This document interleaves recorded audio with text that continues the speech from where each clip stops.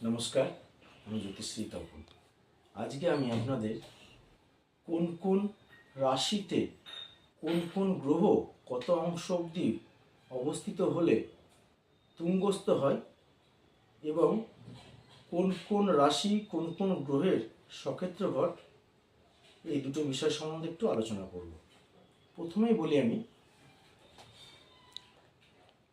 মেষ রাশিতে রবি 10 অংশ অবধি তুঙ্গস্থ হয়। বৃষ রাশিতে চন্দ্র 3 অংশ অবধি তুঙ্গস্থ হয়।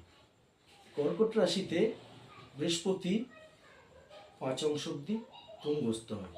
কন্যা রাশিতে বুধ 15 অংশ অবধি তুঙ্গস্থ হয়।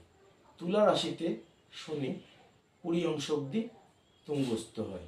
মকর রাশিতে মঙ্গল